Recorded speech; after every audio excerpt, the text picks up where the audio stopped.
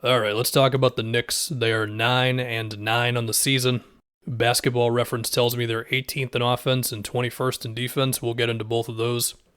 And I guess we can start with the offense. Jalen Brunson has pretty much been what they hoped he would be. Now, his three ball hasn't been great, but his inside the three-point line scoring has been kind of amazing, to be honest with you. And he just gives the Knicks what they desperately needed, which was a lead guard who, even on the possessions where he brings it up, and he just takes his defender in a one-on-one early before anything else happens and beats him, or it leads to a pull-up or a fadeaway, of which he's shooting ridiculous percentages on so far. They just desperately needed that, because it also takes the ball out of Julius Randle's hands, and we'll get to Randle's offense in a second here, but Brunson's been good. And I do think within the half court, besides just your regular pick and rolls or him taking his guy ISO or attacking off of a switch or whatever, I do like the times where they run like little give and goes with Brunson. So maybe like somebody will flash out to the wing and then Brunson will throw it to him and they throw it right back to him. We'll just say it's RJ in this spot.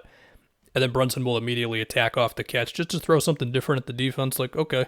And he's also been an assist to turnover god, which is great. And I think some of that is because he's really good at keeping the dribble alive to where he's not picking the ball up, looking around, and he just kind of throws a desperate pass to the corner and then it's a turnover. You know what I mean? So Brunson's been good.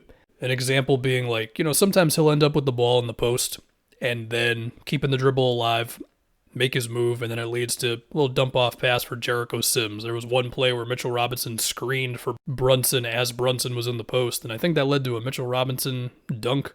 The ball has not been in Randle's hands as much. Randle's efficiency has gone up. Now, within that, it's been still a little up and down, because while he has adjusted his shot profile a bit, he will still take some of those contested threes or two-pointers that you didn't love last season. But that's only sometimes. I think what you're also seeing is more of an effort for him to get to the basket. And there could be just simple times, like I think in the Warriors game recently, there was a play where he could have gotten an open three. He pump faked, took two dribbles in, and then it led to, I think, like a pull-up around the free throw line. And that's kind of the biggest thing, is that he's taking more shots in the paint. And maybe he is still going to take some fadeaways or some turnaround jumpers, but now they're happening like a foot within the free throw line or so. It's kind of similar to that adjustment DeRozan made a couple years ago, where instead of taking 19-footers, he took more like 15-footers, which sounds like a simple adjustment, but sometimes that's all it really takes. Before I get to RJ and talk about Tibbs' rotations and the defense and stuff, they're 9-9, okay? They are not 5-13 or something. Not the ideal start for RJ. He had a good game in his last one against OKC from the field. I think they ran some stuff where like he was starting from the corner, getting a couple of off-ball screens to build some momentum before he could then attack the basket. There was one play where he screened for Randle that led to a roll to the rim for him, like two dribbles roll to the rim, if you will. Like, okay, cool. Besides that, let's start with the shooting. So in 18 games, RJ has shot well from three in like 7 of them. And I don't really know what to do with this. Like, he shot 40% from three in his second year.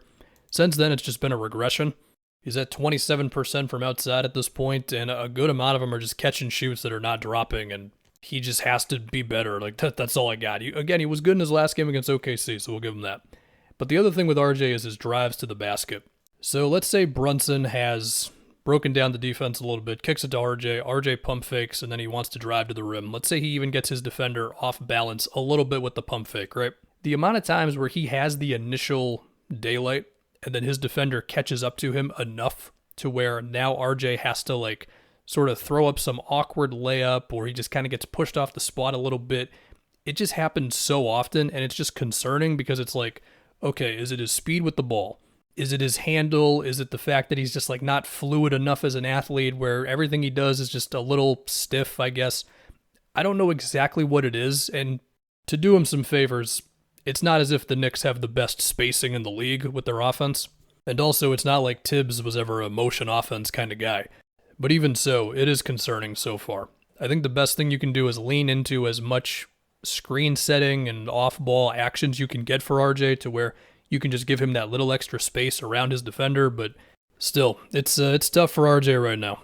The other thing with the offense overall is that the threes have just been rough. I mean, they're shooting 31% from outside, and I mean, the one guy you would have expected to be good from there, Fournier, I mean, he's at DNPs for a minute here, man. He had a super rough shooting stretch before Tibbs basically just pulled him from the rotation. The other thing, too, is, as it has been for a minute with Knicks fans, yeah, you can still get mad about the minutes situation. I mean, look, Obi has been the most popular, give this guy more minutes guy in the league for a minute. And just to give you a lineup update, so since November 15th, Julius Randle and Obi Toppin have played 15 minutes together. And that's really the core of the whole thing with Obi.